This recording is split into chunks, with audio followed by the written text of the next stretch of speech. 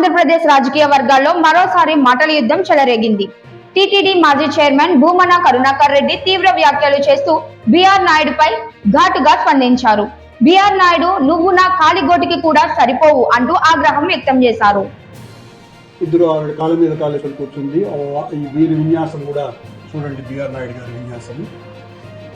దీని మీద ఆయన వివరణ, వాళ్లకు మాకు 30 ఏళ్ల అనుబంధం ఉంది, ఆ ఆత్మీయ అనుబంధం పెద్దది, నా గురించి మాట్లాడతావారా అని నా మీద, మా నాయకుడు జగన్మోహన్ రెడ్డి గారి మీద, మా సుబ్బారెడ్డి మీద ఇష్టం వచ్చినట్టుగా మాట్లాడాడు.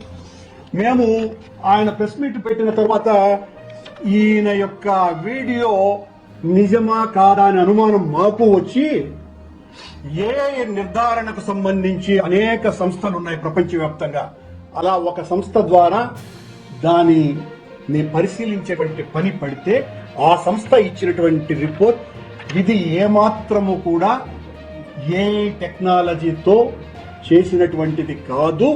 మాపై అరై తురై అని మాట్లాడుతున్నాడని ఆరోపించిన ఆయన ఇలాంటి వ్యాఖ్యలు ప్రజా జీవితానికి తగవని పేర్కొన్నారు. నీలాంటి చాప్రాసి లఫంగుల గురించి మేము ఆలోచన చేయటమా అని అనుకున్నాం అంటూ ఆయన వ్యాఖ్యానించడం రాజకీయ వర్గాల్లో చర్చానీయాంశంగా మారింది. ఇటీవల రాజకీయ విమర్శలు మరింత వ్యక్తిగత స్థాయికి చేరుతున్నాయని విశ్లేషకులు అభిప్రాయపడుతున్నారు. ప్రజా సమస్యలపై చర్చ జరగాల్సిన సమయంలో నేతలు పరస్పరం విమర్శలు, ఆరోపణలతో ముందుకు రావడం రాజకీయ వాతావరణాన్ని వేడెక్కిస్తోంది. స్పష్టంగా ఇది నిజమైనటువంటి వీడియో అని వాళ్ళు ప్రకటించినటువంటి విషయం మీ ముందర ప్రవేశపెడుతున్నాం.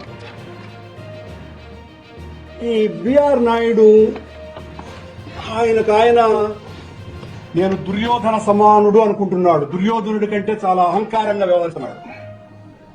ఆయన ఏమన్నా తిట్టినా కూడా చెల్లుబాటు అయిపోతుంది అని నన్ను, మా నాయకుడిని ఇష్టం వచ్చినట్టుగా అరే తొరే అని. బీఆర్ నాయుడు నిన్ను అనలేక కాదు, నీలాంటి చెప్రాసి పనికిమాలినోడు లఫంగుల గురించి కూడా మేము ఆలోచించటమానని, మీకు కూడా అలాంటి పదప్రయోగాలు ఎందుకోనని మాకు తెలియకేం కాదు. బీఆర్, నువ్వు నా కాలి గోటికి కూడా సరిపో. ఈ వ్యాఖ్యలపై బీఆర్ నాయుడు ఎలా స్పందిస్తారు అన్నది ఆసక్తికరంగా మారింది. రెండు వర్గాల మధ్య మాటల తూటాలు ఇంకా కొనసాగుతాయా, లేక పరిస్థితి చల్లబడుతుందా అన్న దానిపై రాజకీయ వర్గాల్లో ఉత్కంఠ నెలకొంది. ప్రస్తుతం ఈ వ్యాఖ్యలు సోషల్ మీడియాలో వైరల్ అవుతూ తీవ్ర చర్చకు దారితీస్తున్నాయి. నా కాలి గోటికి కూడా సరిపో. నేను 1974లో ఆనాటి ముఖ్యమంత్రి జలగం వెంగళరావు నేనిచ్చినటువంటి కరపత్రం తీసుకోవటానికి ఇష్టపడకపోతే ఆయన జుబ్బా కాలర్ పట్టుకు లాగి కరపత్రం ఆ చేతిలో పెట్టినటువంటి వాడిని. అది నా ధైర్యం.